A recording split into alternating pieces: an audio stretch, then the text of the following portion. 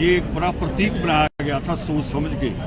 ये रास्ता जलियांवाले बाग को भी जाता है, ये रास्ता दरबार साहब को भी जाता है। बहुत सोच समझ के बनाया गया था यही बाबा साहब का स्टैच्यू कि जिसमें से पंजाब की, देश की एक रूपता झलके। मगर 26 जनवरी की उस घटना ने हमारी इसी एकता को तोड़ने का प्रयास किया गया। वो लड़का जो बचपन से जिसने कभी पगड़ी नहीं बांधी थी, वो जो भारत आया तो उसको किसी यहाँ कहीं रखा गया है 3 महीने, उसके पगड़ी बांधी गई है। उसको इसलिए पगड़ी बांधी गई है कि यहाँ दलित और सिख के बीच में दंगा हो, क्योंकि देश में आज एक राजनीति ये भी हो गई है कि दंगा होता है तो फिर कुछ पार्टियों की राजनीति चमकती है।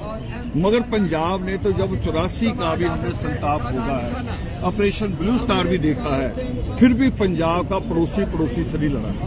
ये पंजाब की एक मानसिकता रही है और ये अभी हमारे सारे संगठनों ने, सारे दल संगठनों ने इसको मजबूती के साथ साबित किया कि हमने कोई एक शब्द भी, एक आदमी ने भी सिक्खी के खिलाफ नहीं कहा। हम मांग अब ये कर रहे हैं कि ये बड़ी साजिश है, इसकी न्यायिक जांच हाई कोर्ट के मौजूदा जज से होनी चाहिए, जिसके साथ सारी सुरक्षा एजेंसी है, चाहे आईबी है, चाहे रॉ है या और कोई बड़ी एजेंसी है, उनको इसके साथ जोड़ा जाए, क्योंकि इसका कनेक्शन दुबई से भी है और हो सकता अमेरिका से भी हो, कनाडा से भी हो। जहां जहां भी लोग बैठे हैं जो भारत के झंडे का अपमान करते हैं, कभी संविधान को जलाते हैं, झंडे को पैरों में बिछा लेते हैं। मैं कह रहा हूं झंडा तो किसी का भी हो, मां जैसा है, वो पैरों में नहीं होना चाहिए, किसी का भी हो, चाहे दुश्मन का भी क्यों ना हो। ऐसे लोगों के खिलाफ सख्त कार्रवाई हो।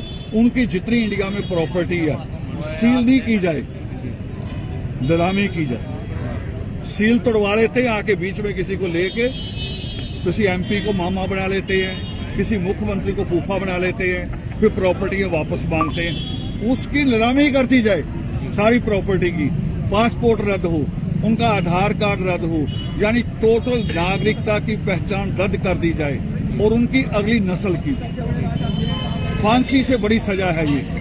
जब उसको होगा कि मेरी कोई पहचान ही नहीं, मेरी कोई आइडेंटिटी नहीं, मैं बैंक में नहीं जा सकता, मैं रेल की टिकट नहीं बुक कर सकता, तब उसे पता चलेगा अपमान करना कितना बड़ा और राष्ट्र कितनी बड़ी चीज है।